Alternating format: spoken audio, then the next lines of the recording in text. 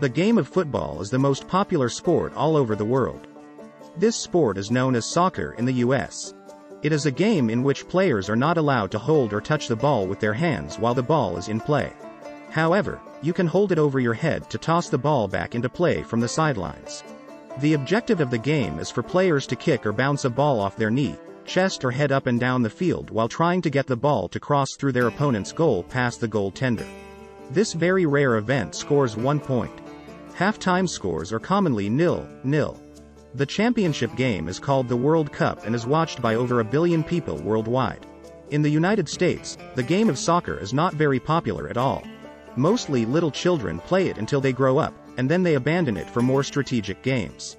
American football is the most popular sport in the US. The championship game is called the Super Bowl and is watched by over 1 billion people worldwide. This is a game of strategic plays in which each player is allowed to hold or touch the ball at any time while the ball is in or out of play.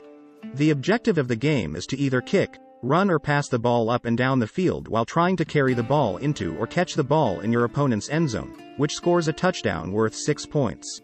The kicker kicks the ball afterwards for 1 extra point.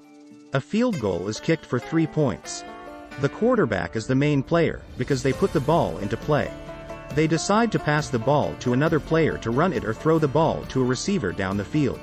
The Empire of Great Britain used to be the richest and most powerful nation in the world. The United States was just a colony of subjects of GB with limited rights, before they defeated them and gained their independence in 1785. The US went on to gain the top spot after the late 1800s and never gave it back. The British continued to try to colonize the earth. For a century they've taught their colonists to teach soccer to the people they subjugate globally for their natural resources and cheap-wage slave labor. This is the reason why the game of soccer is the most popular sport all over the world, except for in the United States. Soccer is a commoner's game. The British consider rugby, tennis and golf to be the sports of the upper class or royalty, and they didn't allow common people to play them. It is all symbolic of the power structure of an imperial monarchy versus a constitutional democracy. British football is a game where you can't hold the ball. Just as commoners could not hold deeds on land in feudal times, they could not hold a title, and sovereigns are all from the ruling family. The American game of football is a game where you can hold the ball, just as citizens of the United States can hold deeds to land. They can hold titles as elected officials of leadership, and prestige is open to all people from any family. Sovereigns of the US symbolically refused to embrace a game which was considered a commoner's sport for British subjects. The US is a nation of citizens that created a game similar to rugby and also called it football, because the US is the boss nation of the world now. The mentality of the boss is different from the mentality of the non-boss type person. You must conduct yourself based on a code of honor and respect. You must be able to manage yourself and other assets using the system of justice based on the golden rule. What you do not wish others should do unto you, do not do unto them. Confucius. You must live by this code and understand that if you or someone else breaks this code, then you must be punished so that the world order of the human race is maintained. This is something that has always existed throughout history in every culture and amongst every people. If someone robs you, then they must be robbed of something too. If someone takes advantage of you, then they must have something done to them that is of an equally unwanted nature as well. If someone mistreats you or someone or something that you love, then they must be prevented from any future mistreatment to you or someone or something that you love. This is some of what it means to be the boss. There are many elements of these things that are personal choices as to the extreme that you choose to take out this code of justice. Legal bosses usually deliver this justice in a legal way, and illegal bosses usually deliver this justice in an illegal way. The absoluteness of this distinction has been blurred and lines are crossed based on the circumstances and the individual. That is why emotions should be left out. Justice should be strictly business, not personal. If you want to be the boss, then you must learn this. You must have the skills to be a leader of yourself and others. Some people seem to be born leaders, but it is mostly a skill that is developed over time. What are the traits of a good leader?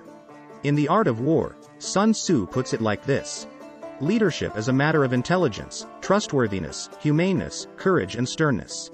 In The Prince, Machiavelli states, it makes him contemptible to be considered fickle, frivolous, effeminate, mean-spirited, irresolute, from all of which a prince should guard himself as from a rock, and he should endeavor to show in his actions greatness, courage, gravity, and fortitude. and in his private dealings with his subjects let him show that his judgments are irrevocable, and maintained himself in such reputation that no one can hope either to deceive him or to get round him. That prince is highly esteemed who conveys this impression of himself, and he who is highly esteemed is not easily conspired against. 4. Provided it is well known that he is an excellent man and revered by his people, he can only be attacked with difficulty. The boss is a position of power in which the person has more control of his or her life than anyone else has over their life. Landowners, landlords, business owners, shareowners, presidents and CEOs, chairpersons, corporate officers, managers, intellectual content owners, politicians, contractors, gang leaders, mafia capos and dons are all bosses. They have power over themselves, material and human assets. In other words, the boss is the chief shareholder of his or her own destiny. Other people, your environment, and your genetics may own a minority share of your destiny, but you must own the majority of it to be considered the boss of you and others. The boss is a person who understands the meaning of guilty by association. They understand that people who are something should not waste too much time with people who are nothing. People who hold company positions should avoid the company of people who frequently face prosecutions. At the core of every analogy used in this publication to illustrate to you what it is to be the boss, the man, the big dog, the big kahuna, the chief, the captain, the capo, the don, the lord and master, as control. One must have control of one's self and assets. One must live and die by the code of the golden rule. And one must deliver justice for transgressions when necessary. That is what it means to be the boss. Continue to the next video. How to become the boss, Part 3.